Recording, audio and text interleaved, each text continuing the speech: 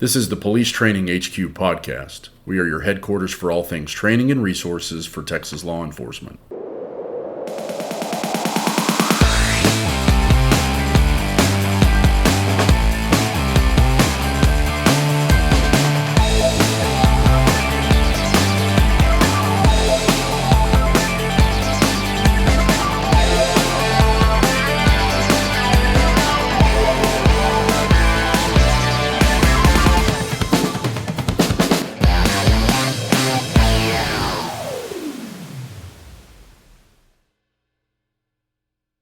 Welcome back to the Police Training HQ podcast. Mike here. This is an update episode. Walt's here with me as well. Say hi, Walt. Hey, Mike, how are you? Doing great. It's been a little while since we've been doing this, or our last episode. Again, we need to get better at it, I think, but life and work gets in the way. So like I said, this is kind of an update episode. We're going to talk about what we've been up to and kind of what we have planned in the future. So I think maybe talking about some of our last few weeks, what we've been up to, will be a good start. It's certainly a little different approach than our previous podcasts, but we thought it was good to share with our listeners kind of what Police Training HQ looks like in the day-to-day. So I want to push it back to you, Walt. What you've been up to? What have you been up to for the last few weeks? Well, yeah, and just sort of support the opening. Yeah, we stay busy. I mean, for our listeners' benefit, we sometimes teach 16, 18 hours a day, and we can't get enough of it. So these podcasts, yeah, we're a little behind, but you know what they say, if you can wait, it makes it all the better, I think. And I think that's going to show today when we do some of our updates, and certainly wanted to start it with some of our upcoming classes. You and I are starting to get on the road a little bit more rather than just in the academies. We're going to start doing some upcoming continuing ed classes, law enforcement. I think we've added to our catalog. We've added several new classes to our normal catalog. Isn't that right? Yeah, I mean, you can go through the list and kind of let our listeners know what we're doing already, what we're going to be doing, and maybe even some of the venues. I think that at least let them be on the lookout for some of the training if there's some things that they're interested in or need as an officer. So absolutely. Well, we're always thankful for our travels to Houston and El Paso and Alpine. We're always grateful, but I think we've focused in on the Metroplex where we're located currently. And so Fort Worth area, we have Mansfield, we have Crowley. We just added Weatherford Police Department, who has a gorgeous, huge building that they're going to invite us into. And effectively, we decided to take our normal catalog, which is sort of the basic and advanced instructors, and we're still going to teach those. We have the basic and advanced that's rooted deeply in autonomy, relevance, and practical application. And then, of course, your crime scene class, which has been extremely popular. We've been doing it together more recently. But because of need, just so the listeners know, they've updated the new supervisor's course recently, they being T-Cole, and now it's a 32-hour class. And we're excited to take that on. We've added the field training officer for those that need certifications. And then I think for me personally, since I've spent the majority of my career as an investigator, this basic investigations class, that's not a canned class at all, is it? It's more of a design. it is, and hands-on. Well, that's all our classes. I think an investigator's class ought to be hands-on, sharing what we know, sharing what the class brings, sort of building out your own sort of little resource manual. I think for a detective, even someone that's been a detective for a little while, just knowing how to navigate all the parts and pieces of where and how to get a warrant signed, subpoenas, just building out a case, all the technology. So we're looking to bring that into that class and hopefully get some interest. I think we'll get some interest. And the other one, and I think South Lake, I don't know if you mentioned South Lake. That's one of our locations as well. We'll be offering some classes. And again, we want to continue to not only be in the Metroplex, but other areas as well. It's nice to get away sometimes too and teach in an area that you're not used to. When you and I can bond on the road. That's true. We have crazy long nerdy discussions on the road, I think. That's right.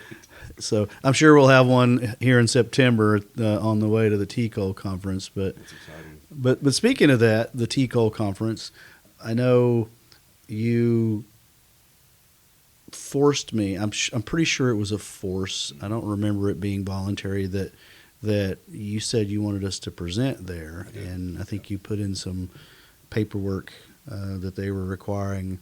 Have we heard back officially yet on that, or are they still kind of up in the air on presenters, or whether or not they're going to let us? We haven't heard back. I feel pretty confident just based on what we've seen in the past that our presentation, if I guess it's be more presentation style, is going to be unique in that it will be very specific to instructor development, instructor training, and even to those that lead in their either academy or training unit. It's our core principles we've expanded out to be more of a presentation so they can take stuff back. And of course, in an hour or whatever they're going to give us, I put together a little proposal that you signed off on as well, and I think it offers whoever's going to show up, I think it's going to offer them just enough to make them want to either call us or do research or whatever, which I think is a good presentation.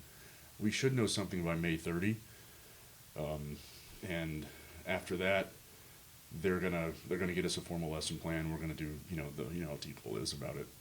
They want the full package, but we're ready to go on that. And also we also have another class to mention. There's a topic specific for those. I just want to mention it. If anybody's looking for topic specifics, remedial training style, we do have one of those as well, kind of a penal code, arrest, search, and seizure, and a use of force training that we put on for El Paso that was really successful and well received. And didn't you say there were some potential? Let me back that up. That there are some folks that want to probably have that training as well. I know you spent a week teaching that not that long ago, and apparently feedback about that is sort of getting a little ground out in that area. Are we looking to have more classes like that in the El Paso area, or I guess really anywhere? But yeah, absolutely. The lieutenant at El Paso Community College is reaching out. We're just kind of playing phone tag. I think our schedule's a little bit off, but we'll get together, and they want us out there to do a full week. I think a full week plus some. They want to have officers and first line supervisors go through that course because it's not just information, it's methodology as we do. So they're walking away with like a reference guide or however you want to call it. And that ties in back in shamelessly to the TCOL conference, that's kind of what we're trying to present on for TCOL is no shame to the other presenters, but I think TCOL has to choose a smattering of different topics, and I think we offer a topic that's kind of nail on the head. We're there for a TCOL Training Coordinators Conference. Right. And I don't know, the last couple of years, I don't remember having specifically a training on instructor development, so I'm excited. No, and I'm glad you brought that up because I wanted us to go there for a second because I've been to a lot and you've been to a lot of the conferences, and no bash toward the commission, but I feel like that a lot of people go there and would like to see instructor development. What has been available is very limited, and I don't know if it's necessarily focused to making you better in the classroom. I think that's the direction of our presentation. Most of what we do is trying to make instructors better in the classroom and make what's happening in the classroom better in the classroom. So I'm hopeful that if we get to do our presentation, that there's other presenters that are going to kind of bring it back to let's make better instructors in and across Texas. So I guess we'll move on to the next thing.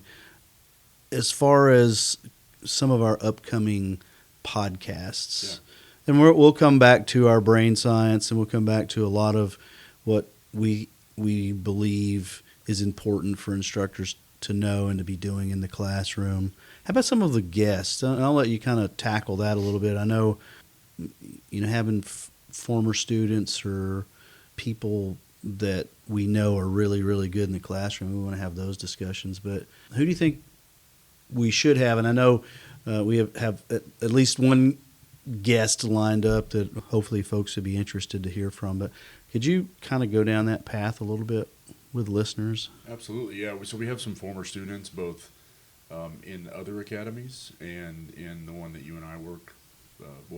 I work for you there, and your class has some success on FTO. In fact, I recently heard that our most recent graduating class, one of the officers are already done with FTO. They're Wow. finishing up FTO that fast, and I think that's I think that needs to be put out. There's only so much data you can collect. And so some of those students actually have agreed to come back on and sort of talk about their experience from the academy, not just in 1 week of FTO. I wanted to wait until close to their completion of FTO. And so that way they don't forget class either, because, eventually they're not going to know their heads from, what in the ground. And so I have some students lined up. We have a former TCOL agent and longtime TCOL agent and advocate who's agreed to come on, who's going to offer some cool perspective from his time as a director at a Metroplex area academy. He's a big fan of you, and I'm a big fan of him. So it's kind of comes back full circle. And he wants to talk about what we do, which his words revolutionary, but then also the importance of things like TCOL audits and stuff like that, which I think is super important as well. That oversight. And then I think we're being really cryptic here. We're talking about Malcolm Jackson. Yeah, I wasn't sure if I was allowed to say names, but I want to give him a shout out for even being involved. He's a consumer of ours as well. He's personally contacted or kept us in contact with several of his friends who are doing some cool research around. He's connected us with a gentleman named Dr. Stife, who's doing a research project out of Cambridge for cadet readiness out of the academy and testing. Like Cambridge, like University of Cambridge? University of Cambridge, yeah. Shameless plug, right? Shameless plug. Shameless Yeah. plug. Yeah, I'll take a T-shirt at least, or a hat, fedora, whatever they wear. I haven't been over there. Probably a but fedora. Yeah. Probably a fedora. That's in my Yeah. head. It is, and a long cigarette. That's true. Yeah, and That so- the ash never falls off never, of. yeah, Never. never. And so I genuinely think that the podcast will go there first, probably back to a little brain science, because our first 6 or 7 episodes I think are amazing. We're kind of showing the ankle. We want to get to the knee, but we don't want to show you all the goods right now. We want to kind of smatter this out. And then I'm excited to announce too, you and I have agreed to kind of go back to our roots a little bit and maybe do some podcasts over Fourth Amendment jurisprudence, some constitutional law episodes as well. Yeah, and that was kind of on my list of things I wanted us to talk about a little bit. Beyond sort of our training focus or what it's been so far, I'm just curious your thoughts and would certainly love to hear from the listeners. I had things like training tips and obviously our guests, but would law discussions be of interest? And I know there's a lot of that out there, and maybe discussion of the Fourth Amendment, but then also putting our training slant on that because we both teach Fourth Amendment search and seizure topics. I think we do a good job, and they test well with it. So at least on that measure, how do we improve ourselves, and how might we help other people who are going to teach that topic? I feel like that's a critical topic. I feel like force is a critical topic, and it's certainly one of our top 7 topics that we focus heavily on with our own recruits as far as being successful on the licensing exam. And I think that's a good segue for what I wanted maybe for you to tackle a little bit with our listeners is we're going to start doing some video sort of study guides maybe like a webinar style. A cadet could tune into and be able to get a review, our style review, not the death by PowerPoint style review. But can you talk a little bit about that? excuse me, allergy season, my apologies. One of our perhaps nerdy conversations on the road somewhere, we sort of spoke about the need to know versus need to reference. And this idea was born also using as an analogy that, you and I will go out and look up a YouTube videos, how do I change the oil in my car? And you have the benefit of being able to rewind, fast forward as many times as you want until you've learned that skill. And so that sort of birthed this idea that we're going to put out the 7 core, which we know represents darn near 60% of their overall score. 7 core topics. I'm sorry, 7 core topics in the police academy area. And with that much on the line, it's difficult, as been said in other episodes, to prioritize that information with the smattering of others, which 36 other topic areas that represents the remaining 125 questions. So it's also it's also not difficult, rather. It's telling, because those 7 core topics also, you and I both know, is going to be prioritized in their FTO training. Those are those topic areas they're going to need to know day one, immediately when we walk out. And so you and I have decided to record ourselves in almost like a classroom for people to be able to download. At the whiteboard, so to speak. That's right, yeah, it is. It will be at the whiteboard at an undisclosed location in case this gets really popular. We don't want fans showing up. Right. Or do we? But we're gonna bring, I guess, our style of teaching to the masses and avoid having to make appointments and be booked. And so for, I would say, a very competitive and I would say low cost relative to the stuff that's out there, I think you'll be able to download a video, watch it as many times as you need to quote unquote change your oil, successfully. And in this case, the oil is the test. Whether it's your in-class exams that you're struggling, or maybe you didn't connect with the instructor style during your classroom session, or applying some of the brain science that we push with our own recruits of how to hang on to the information, making it sticky. I guess the goal would be, let's make information sticky for the viewer, and in turn they can use that to do well on their internal exams when in academy or on the licensing exam. And I'm excited. I'm not sure that the viewers are going to be too excited when they see our ugly mugs on video, but I mean, this is true. This is true. This is true. Well, and if I don't mind just stealing a moment of this segment, just to say sort of an official, if I could, call to action.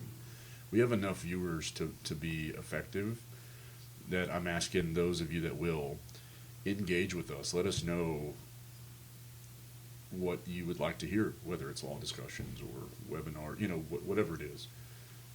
Because there is 2 of us, and we do have responsibilities elsewhere, so we want to focus in the right areas. And so we want to engage with y'all, the listeners, because it turns out we don't have a lot of listeners that listen, outside of our law enforcement training realm. My wife says she's listened to 2 episodes, and I can't blame her. She's a doctor. And so, I can't blame her, but we want to reach you guys. And so if we could make that official, it's info at PoliceTrainingHQ.com. One of us will respond in a very reasonable amount of time, or throw a comment up on YouTube video or on Spotify. Yeah.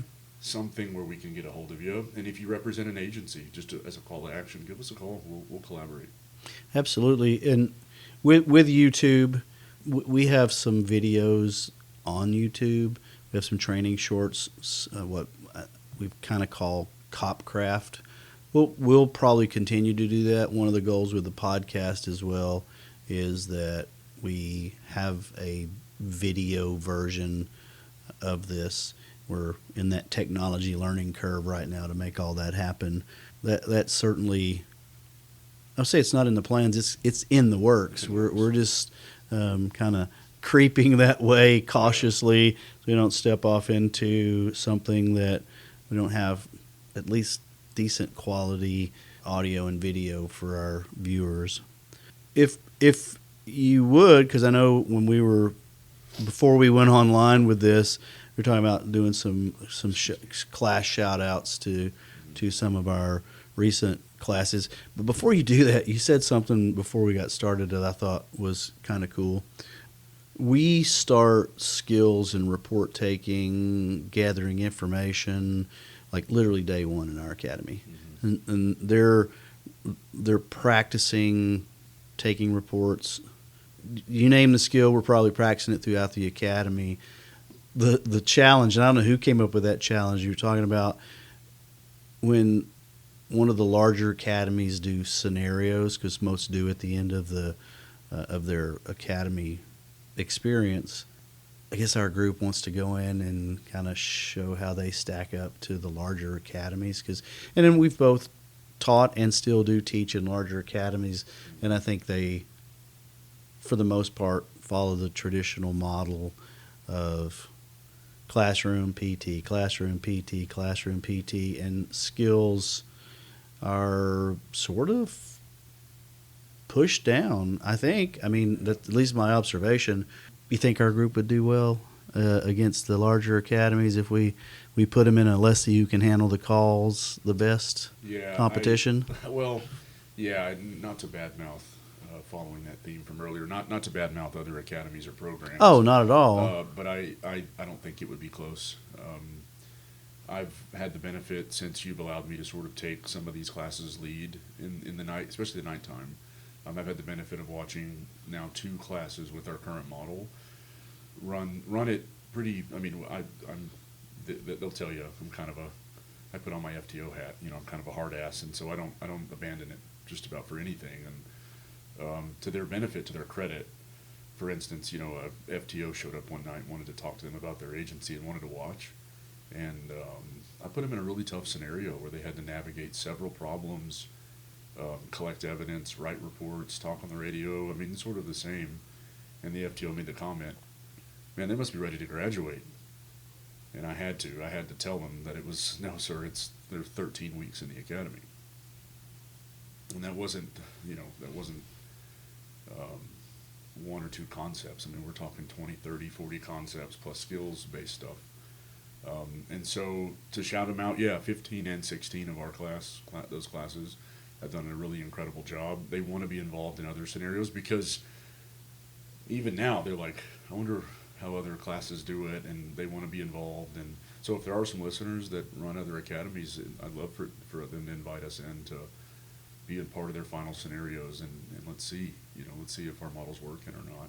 But other than that, I wanted to tell our listeners that if there is somebody that listens that wants to come to the academy, they should give us a call, because as one of the class captains is going to come into one of our podcast episodes after he graduates, he's going to tell you that this is his second time going to the academy after a long 15 years break of military service, and it's unlike anything he's ever had. No, it makes you proud when you get that feedback. Along those lines, too, it was interesting. You sent me a photo the other night you took in class of Colby doing a teach back and mind mapping and all sorts of stuff. Yeah, to me, I mean, we're way up higher level learning when doing teach backs. Yeah. I think those are underestimated and underutilized. Oh, yeah. Probably. What was interesting, came in early, actually, put it on the board, modeled what you and I teach like. So he had the board ready to go. And so when his squad was up to ready to teach their small portion back, he had them design their mind map. And instead of just talking, he actually engaged them first. Hey, design your mind map. This is mine. And that is higher level learning. But to his benefit, I talked to him about, this was specific to elder abuse. And during that night, I asked him a question conceptually about elder abuse. And he was like, well, I just taught it on the board. It was very fresh in his mind and already starting to commit to that long-term memory.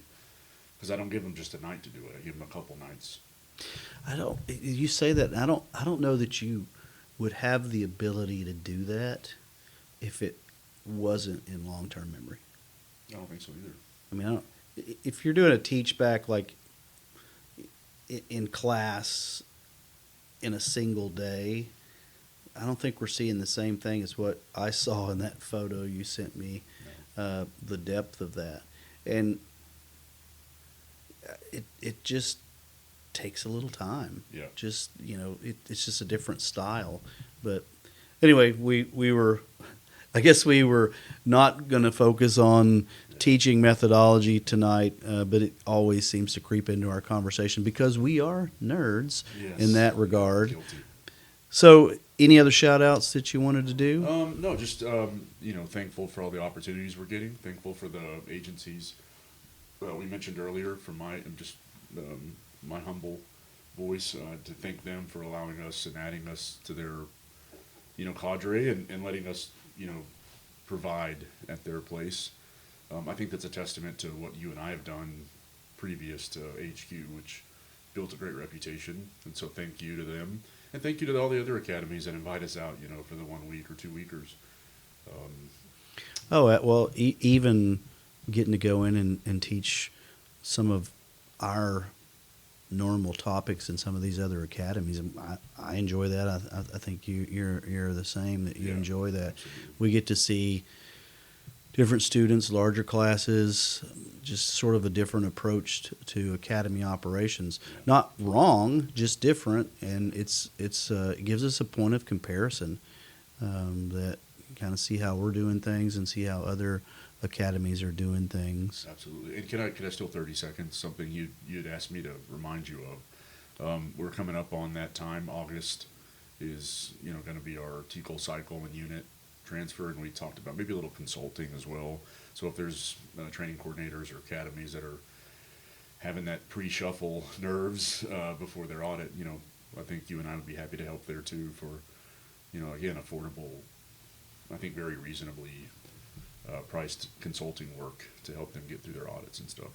Yeah, and both of us have been in training coordinator positions for a long time. Yeah. And just don't reinvent a wheel, borrow a wheel or steal a wheel, right? So Yeah. we would certainly be interested in helping out in that regard. Yeah. So And other than info at PoliceTrainingHQ, I know we have other website, YouTube. I mean, am I missing anything as far as connection goes? no, I mean we're PoliceTrainingHQ.com website, the Police Training HQ on the YouTube channel. It's pretty simple to find us. We certainly like to hear from you. We'd like to hear from you even more because we want to make sure that we're charting the right course for what's needed in the field, what's wanted in the field, as far as from what we can provide or what we are providing. Well, I think it's time to wrap this one up. I know we're going to kind of move back to topic-focused discussion for the next episode, which will be episode 9. We're slow, but we're getting there. Yeah, of course. But any parting words before we close this one out? Excited to be back. Thank you all for listening, and train hard, stay safe. Yeah, absolutely. Everybody be safe out there.